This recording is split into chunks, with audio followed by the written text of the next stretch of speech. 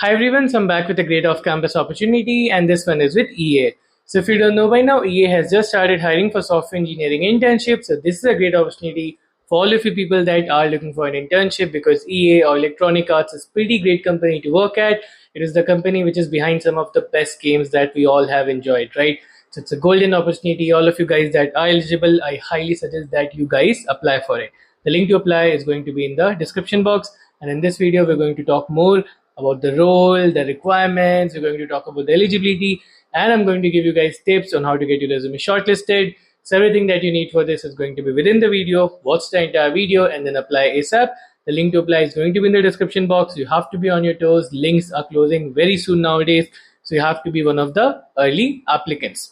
And if you're someone who's having difficulty in cracking off-campus placements, you're unable to get a call back, you're unable to get shortlisted, and when you're getting shortlisted, you're unable to crack the interviews, you're able to crack the OA, you don't know how to master DSA, you're struggling with DSA, or any other issues you're having in your placement journey, then you can connect one-to-one with me, where I'll personally help you, guide you, mentor you, and make sure that you have everything that you need in your arsenal to crack the top product-based companies. So you can connect one-to-one with me. The link for that is going to be in the description box. All right, coming back to this opportunity, like I said, EA is hiring for software engineering internship. So without any further ado, let's first talk about the eligibility. So the eligibility here is pretty simple. If you have a bachelor's degree, meaning if you're pursuing a bachelor's degree in computer science, so they have not said BTech, they've said bachelor's degree. And whenever there's a bachelor's degree, that includes BTech, BCA, BSc, CS as well. Okay, so they are very open to that.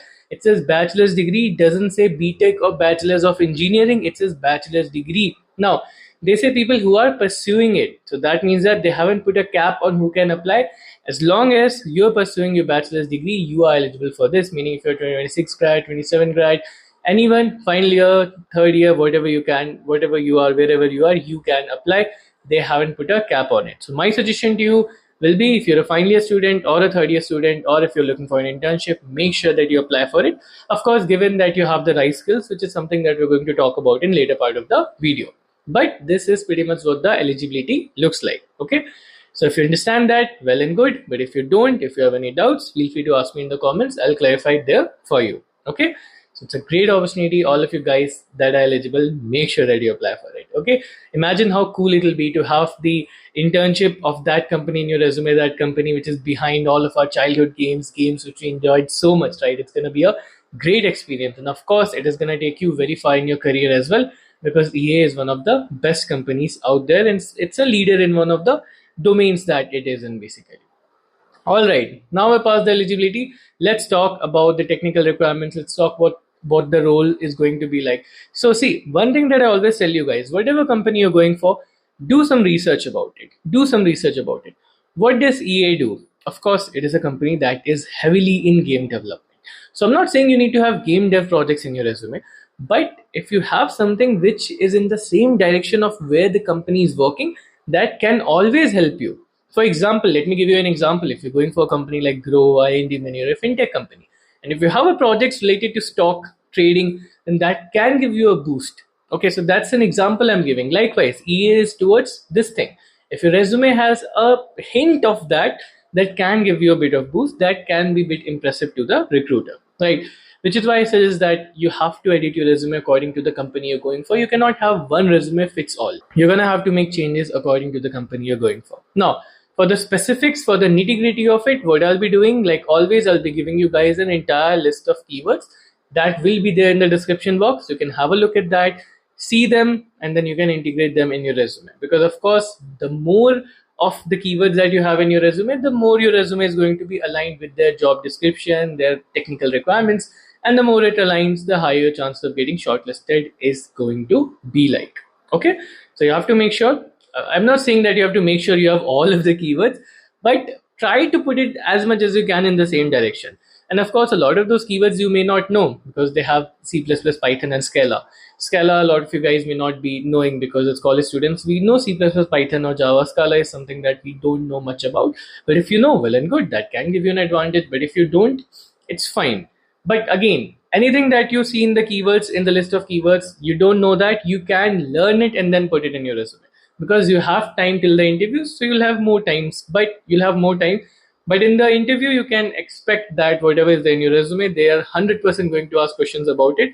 So make sure whatever you put doesn't screw up your interview. Otherwise, it's just counterproductive. So the list of keywords is right there in the description box. See, have a look, and then integrate it in your resume. By integration, of course, you can put it in the skill section, but for a greater impact, put it under the description of your projects or your experience. That is going to have a larger impact. Okay. Apart from that, of course, if you have anything which is sort of, extra about you, which can be considered under an achievement section, put it in your resume. Okay. I always suggest every resume should have an achievement section where at least you have 2-3 lines where you've taken part in hackathons, you can mention about that. You've taken part in coding competitions, you can mention that. Whatever your rating is, if it's decent, you can mention that. These things can be put under achievement section. This is something that will always help you in every company, not just EA, not just this company. Okay, so all of this is fine, but do not forget the basics. Again, two things that I always remind you of: the template and the ATS score. Make sure you have a good ATS friendly template. Make sure that you have a good ATS score of your resume. You can use websites like Resume Worded and Enhance CV. Make sure that your ATS score is above 70% in both of these websites. Okay, so it's not a video about ATS, but a few tips I can give you about ATS. You have to make sure that your resume doesn't have any grammatical errors. You have to make sure that the spacing, the format, the font is consistent. You have to make sure there's no special characters that can cause issues with parsing. You have to make sure that your template and your resume is parse friendly.